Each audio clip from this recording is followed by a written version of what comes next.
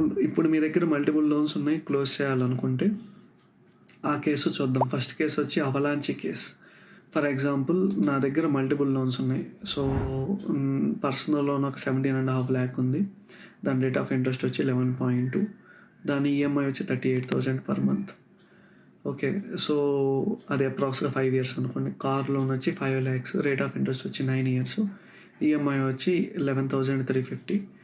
So ఇది approx వచ్చి ఒక 5 years. హోమ్ లోన్ వచ్చి 40 lakhs, 8.5 ఇంట్రెస్ట్ రేటు, 43,000 ఈఎంఐ. ఇది అప్రాక్స్ వచ్చి ఒక 12 years, 13 years అనుకోండి.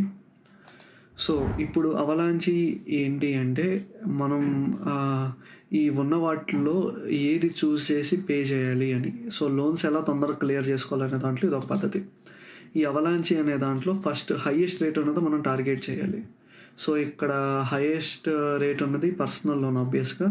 సో దాన్ని టార్గెట్ చేస్తూ మన దగ్గర ప్రతి నెల 5,000 ఉంటే దానికి పే చేస్తూ వెళ్ళొచ్చు.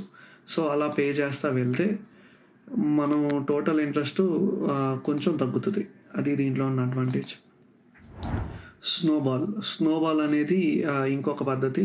స్నోబాల్లో ఏంటంటే ఏ బ్యాలెన్స్ అయితే తక్కువ ఉందో అది పే చేయొచ్చు. సో ఇది మనకి మెంటల్గా కొంచెం సాటిస్ఫాక్షన్ ఇస్తుంది.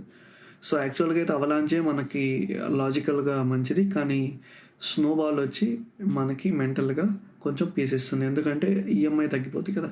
సో ఇక్కడ కార్ లోన్ అన్నిటికంటే తక్కువ, 5 lakhs తక్కువ, పర్సనల్ లోన్ ఎక్కువే, హోమ్ లోన్ ఎక్కువే.